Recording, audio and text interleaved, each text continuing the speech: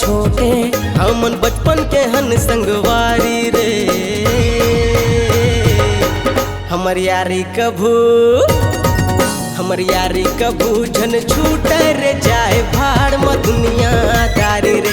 हमर जोड़ी कभू झन टूटे रे जाए भाड़ में दुनियादारी रे। सुनना छोटे गाय बड़े, सुनना छोटे गाय बड़े, हमन बचपन के हन संगवारी रे।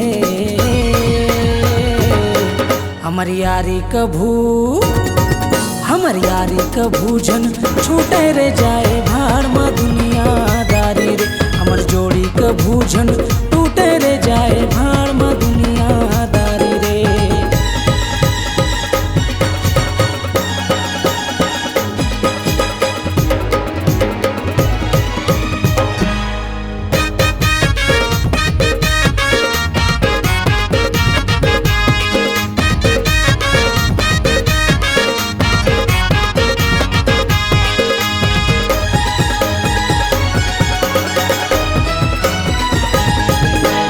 आखी झन हमला दिखार कोनो कबर प्यार के भाखा समझथन हम दोनों। गुस्सा हमर अगर पार हो जाही तब बम के जैसे उड़ा देबो दोनों।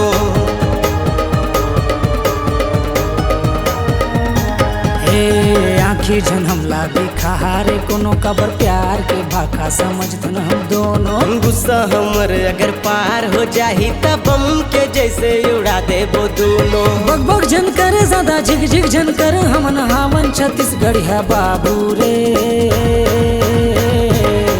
हमर यारी कभू झन छूटे रे जाए भाड़ में दुनियादारी रे। हमर जोड़ी कभू झन टूटे रे जाए भाड़ में दुनियादारी रे।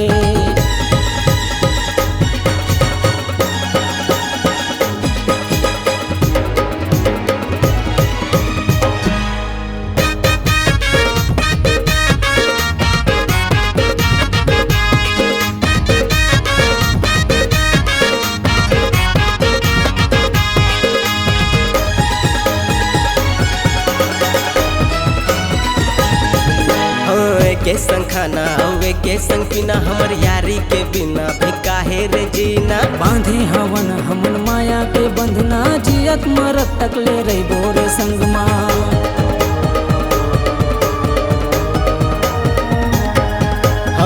के संग खाना है एक संग पीना हमर यारी के बिना भी काहे रे जीना। बांधे हवन हमन माया के बंधना जियत मरत तक ले रही बोरे संगमा। जान से प्यारा हम सबके दुलारा हमर यारी महे दमदारी रे। हमर यारी कभू झन छूटे रे जाए भाड़ में दुनियादारी रे। हमर जोड़ी कभू झन टूटे रे जाए भाड़ में दुनियादारी रे। सुनना छोटे गाय बड़े, सुनना छोटे गाय बड़े, हमन बचपन के हन संगवारी रे। हमर यारी कभू झन छूटे रे जाए भाड़ में दुनियादारी रे। हमर जोड़ी कभू झन टूटे रे जाए भाड़ में दुनियादारी रे। हमर यारी कभू झन छूटे रे जाए भाड़ में दुनियादारी रे। हमर जोड़ी कभू झन टूटे रे जाए भाड़ में दुनियादारी रे। दीदी तोला इस जंगल में डर नहीं लागे? ये जंगल तो मोर घर है, मोला यहाँ का के डर। इस जंगल में तय का घर है?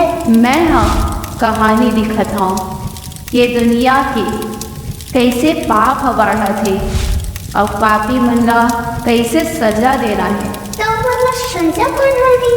यदा यदा हि धर्मस्य ग्लानिर्भवति भारत अभ्युत्थानम् अधर्मस्य तदा आत्मानं सृजाम्यहम्।